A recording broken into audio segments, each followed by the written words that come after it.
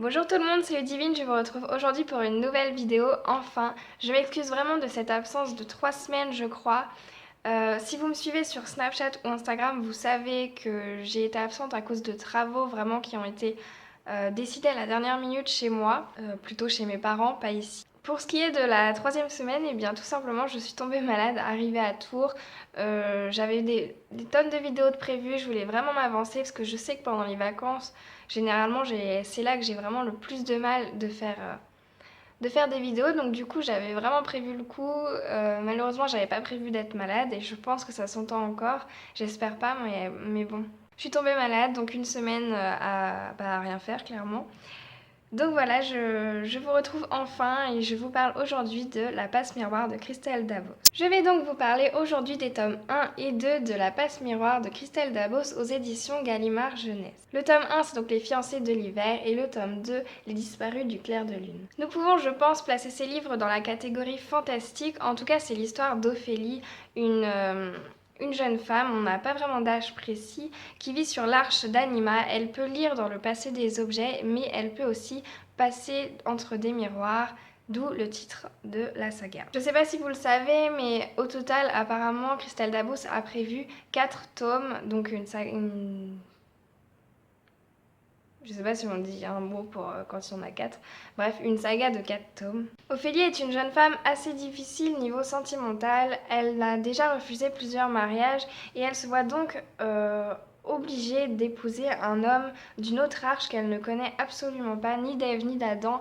Et donc elle va devoir du jour au lendemain quitter son arche pour aller sur une autre. Elle se rend donc à la capitale du pôle, à la citadelle, où elle va rejoindre son fiancé Thorn. Malheureusement, cette arche n'est pas du tout la même que la sienne. Son arche est plutôt joviale et simple, quand la citadelle, elle, n'est que mensonge et tour de passe-passe si on peut. Elle va très vite comprendre que ce n'est pas que l'histoire d'un mariage, mais que c'est beaucoup plus complexe, que vraiment elle va arriver donc dans son fiancé vient du clan des dragons et que ce fiancé n'est pas vraiment celui qu'elle pensait être. Pour ce qui est du tome 2, Ophélie n'est plus à la citadelle mais au clair de lune. Et de là, elle va se retrouver entre mensonges et coups bas, vraiment. Elle va devoir vivre avec ça. Elle est promue vice-conteuse et va devoir aussi résoudre les disparitions inquiétantes du clair de lune, d'où le titre de ce second tome. Alors si vous avez lu ma chronique, vous savez que pour moi, je fais partie des personnes qui ont vraiment adoré ces 2 tomes. J'ai vraiment un énorme coup de cœur. C'est pour moi une très très bonne surprise en ce début d'année. L'auteur a vraiment une écriture fluide, très simple, ce qui est très très appréciable et ce qui rend vraiment notre lecture très très bonne. On a vraiment un bon moment de détente avec cette lecture. J'ai vraiment beaucoup apprécié l'univers de Christelle Dabos, qui est un univers riche, vraiment foisonnant de diverses choses. On se retrouve vraiment dans un monde fantastique, totalement parallèle au nôtre. Je m'attendais tellement pas à ça en rentrant dans ce livre et je suis vraiment très heureuse de ne pas justement m'être attendue à ce que j'allais lire parce que ça n'a rendu ma lecture que mieux. Je sais pas du tout si ça ressemble à Harry Potter ou pas vu que je n'ai jamais lu les livres. En tout cas, pour moi, je pense que beaucoup de personnes qui aiment Harry Potter pourraient en tout cas aimer ces livres. Christelle Dabos a vraiment une imagination débordante. J'ai vraiment trouvé ses idées originales. J'avais encore aujourd'hui jamais lu de choses, je pense, dans ce genre-là. En tout cas, moi, j'en ai jamais lu, donc c'est encore une fois un plus pour ma lecture. Nous avons encore une fois une richesse dans les personnages, nous avons une richesse dans les décors, aussi dans les dons divers et variés que peut nous avoir sorti Christelle Dabos dans ce livre. On a vraiment une hiérarchie, on a vraiment un univers complexe autour de ça, autour des personnages, des décors. C'est vraiment pour moi très très bien tourné. Pour vous situer un peu dans les personnages principaux, Ophélie est une femme très très banale, très simple, qui ne fait pas... Elle fait pas du tout dans la popularité, pardon. Elle est vraiment la femme simple qui va rester dans son musée. Elle a un musée et elle aime bien justement rester dans son univers à elle, dans son coin en fait. C'est une femme très intelligente, très forte d'esprit, très vive d'esprit. Elle m'a beaucoup beaucoup étonnée durant ces 2 tomes. Il y a des choses que j'aurais pas pensé et c'est le genre de personnage où on est toujours derrière elle, on est toujours avec elle et elle arrive à résoudre des situations que personnellement j'aurais peut-être pas forcément réagi de la même façon. Donc je pense que c'est un très bon personnage qui ne se plaint pas du tout de son sort parce que moi à sa place je sais pas si j'aurais réussi à tenir aussi facilement qu'elle. Pour ce qui est de Thorne, il est vraiment froid, très distant. Il cherche pas en Ophélie une épouse fidèle, aimante. Il cherche pas une épouse modèle. En fait, il se moque pas mal d'elle, mais heureusement, on découvre un autre Thorne dans le second tome, un Thorne que j'ai vraiment beaucoup apprécié, et je vous invite vraiment à lire ce second tome si vous ne l'avez pas encore lu. Je me suis donc beaucoup attachée aux personnages, autant principaux que secondaires. Je les trouve vraiment tous attachants avec leurs propres histoires. La tante Roseline, la tante Parla...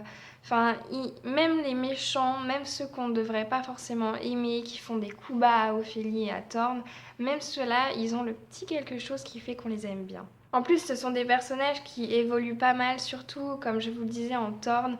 Thorne est sûrement le personnage que j'ai vu le plus évoluer, même si en même temps, Ophélie a beaucoup évolué dans ce monde qu'elle ne connaissait absolument pas. Elle arrive en pensant se retrouver dans une arche pareille à la sienne et au final, elle se retrouve complètement à l'opposé. Elle qui est tellement gentille, elle va se retrouver à se durcir un peu au milieu de gens totalement affables et du coup, j'aime beaucoup cette évolution. Pour ce qui est des décors, j'ai remarqué que Christelle Dabos nous les présente juste assez. C'est-à-dire qu'il y a des livres où on va avoir une présentation des décors mais tellement lourde, il y aura tellement d'indices par-ci par-là qu'au final on va se retrouver à même plus savoir quoi imaginer, comment est la scène, ce genre de choses. Alors que là, pas du tout, Christelle Dabos, elle va ni trop nous en donner, ni pas assez. On va juste avoir assez pour se faire notre propre imagination.